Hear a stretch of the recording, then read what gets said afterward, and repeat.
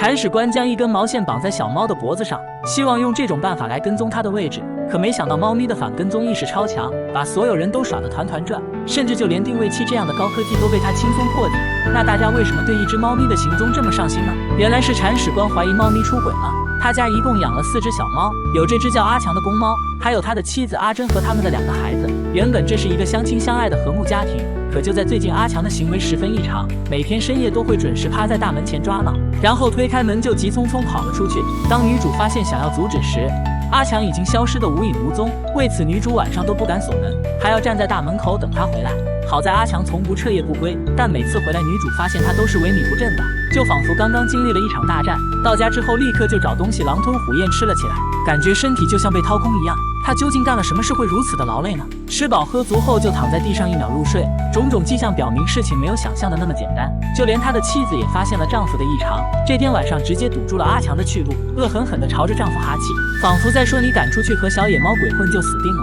可即便阿强已经被吓得腿都快软了，但他还是蹑手蹑脚选择了离开。究竟是多美的小母猫能迷得阿强神魂颠倒？女主为了这个小家庭的幸福，决定跟踪阿强一探究竟。由于自己是做服装加工的，家里最多的就是一圈圈的丝线，于是女主决定将线的一头绑在阿强身上，然后顺着线用来追踪他的行踪。可事情会如女主想象的那么顺利吗？很快到了深夜，阿强准时准点出门，等他走远一些后，女主便开始收线计划。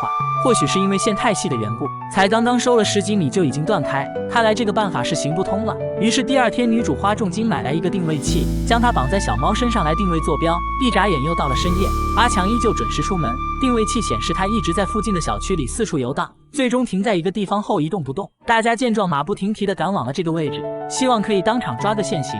可万万没想到的是，在凉亭下只找到了脱落的定位器，大伙这才反应过来，看来猫咪早就拆穿了人们的阴谋，这么多人居然被一只猫耍得团团转。到家发现阿强早已经回来了，这让女主感觉到智商被猫侮辱了，于是决定拿出自己的看家本领。只见她拿出一块布裁剪了几下，再进行了简单的缝合，就这样一件小猫的衣服就做出来了。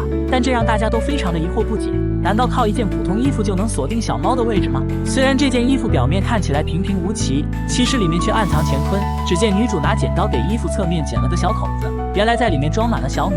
女主是想通过散落在地面的小米追寻阿强的行动轨迹，果然这个办法出奇的好用。很快女主就顺着小米一路找到了阿强，此时她正和另一只小猫相对而立，可现场这一股剑拔弩张的气氛怎么都不像是和小母猫约会的场景。但她始终不理解阿强为什么半夜跑出来跟其他猫约架。兽医表示，猫是一种领地意识很强的动物，由于母猫刚生过孩子，情绪比较暴躁，公猫这段时间一般会在家受尽各种委屈，所以阿强才会频繁外出和其他猫抢地盘。这种竞争行为不仅能让他感到自豪，同时也将在家受到的委屈发泄了出来。得知真相的女主也是哭笑不得，原来一只猫也会因为生活而产生种种压力，也需要一个自我解压的方式。最终她决定不再阻止阿强每天外出。这只橘猫晃晃悠悠走进教室，然后跳上第一排属于自己的专属课桌，居然认真听起了老师的讲课。原来它是一只生活在大学校园里的流浪猫，但却比一般宠物猫过得还要幸福，因为它是所有学生们的猫学长，是老师们眼中可爱的留级生。它每天都会准时跟着同学们一起上课，每次猫咪都会认真听课，但听着听着眼睛就不争气的开始打架。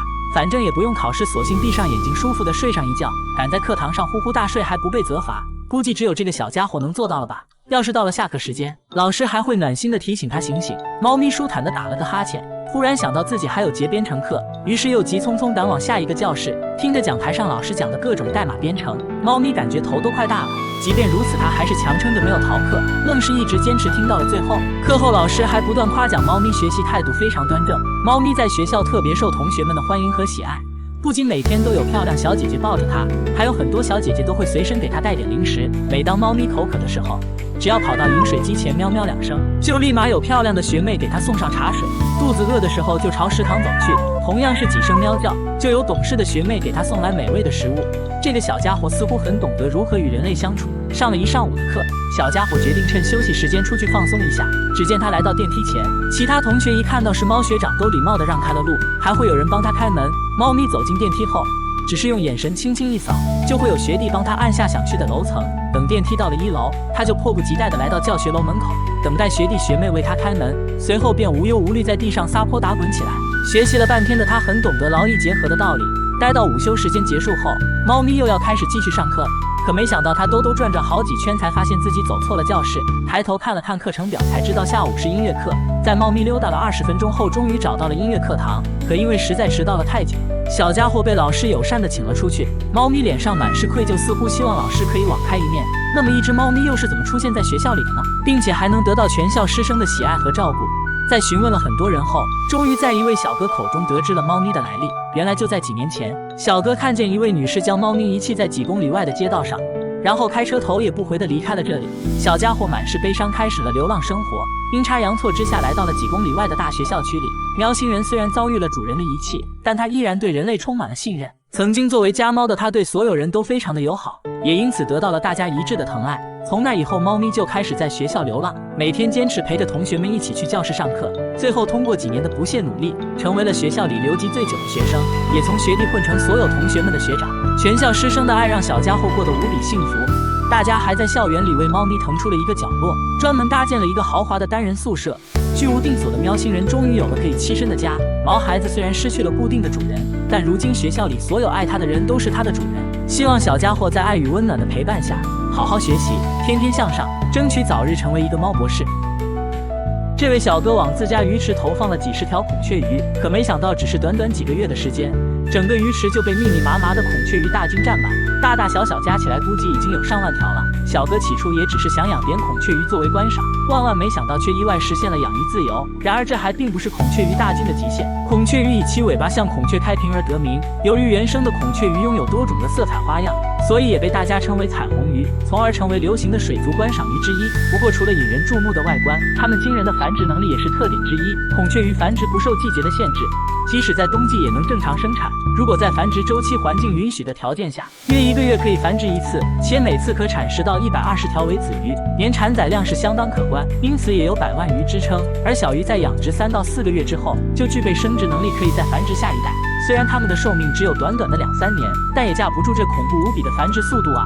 按照这种情况继续繁殖下去的话，孔雀鱼的数量还会成倍增长。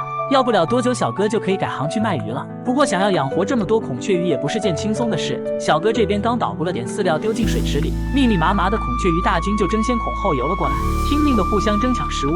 仅仅几秒钟的时间，饲料就被吃得干干净净，渣都没有剩下。吃饱喝足后，继续在水池里游来游去。随着孔雀鱼数量的日益激增，环境卫生方面就需要更加的重视了。小哥可谓是一门心思全扑在了他们身上，每天都要抽出大量时间清理水池里的浮萍。然而由于孔雀鱼数量实在太过庞大，每次小哥都需要特别的小心谨慎，因为很可能一个不小心就会把孔雀鱼抓出来。做完一切，又到了投喂的时间。好在孔雀鱼的食谱比较广泛，这也让小哥轻松了许多。不管家里有什么食物，只要孔雀鱼能吃，就一股脑的丢进去。但是其他养鱼人务必要注意一件事情，那就是喂鱼不能多喂，不然不仅会很容易让鱼胀死，还有可能会导致鱼池坏水。不过小哥这个鱼池就完全不用担心这种事了，就算他大胆的丢进去1斤大馒头也不用怕。这么多孔雀鱼几分钟之内就能给吃光抹净，甚至有一些鱼还可能没吃饱肚子。为了保障水质稳定，小哥每隔2-3天就会给鱼池抽底换水一次。如果鱼池长时间得不到保障，这一池的孔雀鱼数量虽多，也可能说没就没。尽管小哥已经够勤快且谨慎了，但意外还是发生了。这天，小哥在浮萍边发现了一条翻肚子的孔雀鱼，之后又陆续在鱼池里找到了几条死去的鱼儿。很显然，它们的生活环境受到了污染。这对于真正爱鱼的人来说是个极其不好的信号。如果小哥选择放任不管的话，或许要不了几天，整个鱼池里的孔雀鱼就会全军覆没，那样子可就是真的太悲剧了。那么小哥接下来又会如何应对呢？只见小哥买来了2包海盐，还有甲硝唑片，又拿来一根水管替换掉30%的新水进去，将适量的海盐均匀地撒进鱼池里。这样做的目的可以起到杀菌消炎、预防和治疗鱼儿的皮肤病，还可以一定程度上稳定水质。不过海盐的量要控制适度，不然会起到反作用。随后小哥将甲硝唑泡水搅匀，倒进水池里，它的作用是治疗鱼儿消化不良，还有寄生虫和肠炎等一些传染疾病。这一切全部弄完之后还没有结束，接下来几天小哥依旧发现有死去的孔雀鱼。期间小哥继续给鱼池更换一部分的新水，再继续上一次的步骤，投放海盐和甲硝唑。终于一段时间过后，孔雀鱼的状态又恢复了从前那般活跃，再也没有出现生病死亡的鱼儿了。它们不仅没有因为之前的原因而减少，反而孔雀鱼大军数量又再一次的增加了。看到这一幕，小哥也十分欣慰自己的努力没有白费。